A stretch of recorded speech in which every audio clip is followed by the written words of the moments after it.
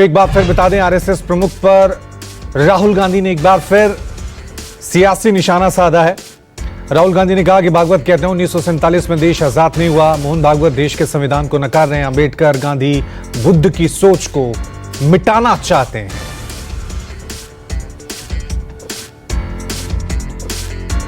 अगर मोहन भागवत कह रहे हैं कि 15 अगस्त 1947 को आजादी नहीं मिली, तो वो इसको नकार रहे हैं।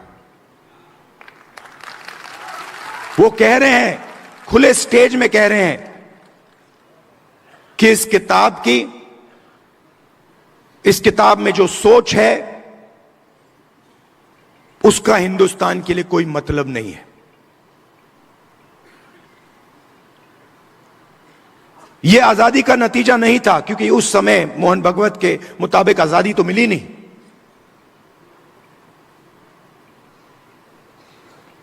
और इसकी सोच को, अंबेडकर जी की सोच को, गांधी जी की सोच को, बुद्ध भगवान की सोच को, फूले जी की सोच को वो मिटाने लगे हैं। मोदी जी आते हैं, पार्लियामेंट में आते हैं, पहले कहते थे 400 सीट आएंगे तो इसको हम बदल देंगे। और फिर जब आप लोगों ने, हमने मिलकर मोदी जी को संविधान की सच्चाई समझाई, तो फिर पहले दिन इलेक्शन के बाद आए तो फिर ऐसे आए थे। मगर चाहते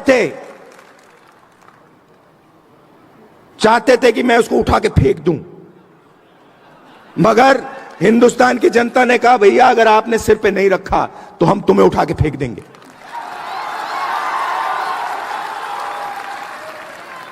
तो इसलिए प्रधानमंत्री ने इसको यहां रखा, मत्था टेका, अंदर चले गए और फिर अपना काम फिर से शुरू कर दिया।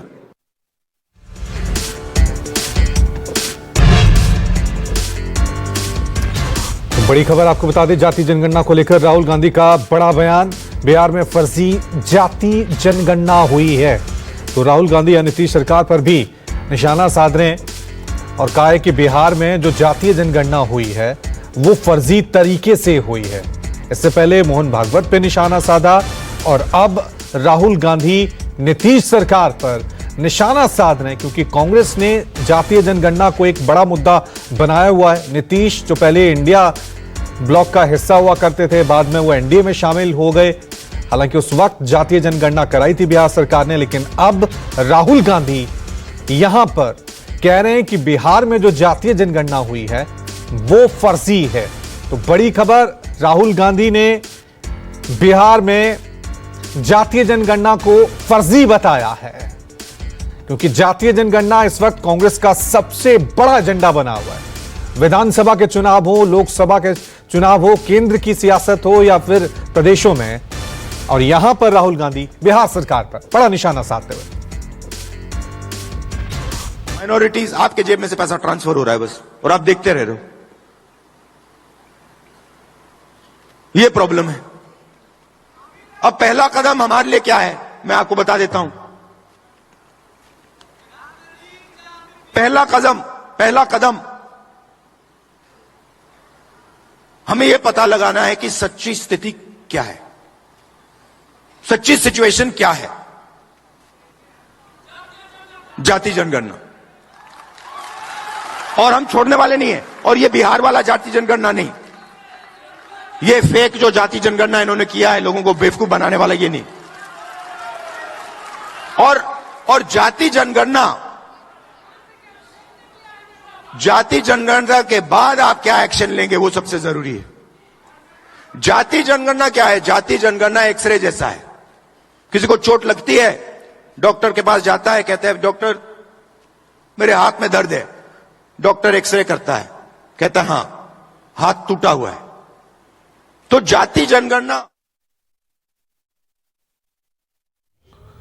चलिए, इस खबर पे और ज्यादा जानकारी के लिए सीधा रुख करते हैं मेरे सहयोगी सौरभ का। सौरभ, राहुल गांधी बिहार में आते ही नीतीश सरकार पे हमलावर हो गए हैं और सीधा उन्होंने निशाना साधा जाति जनगणना पर।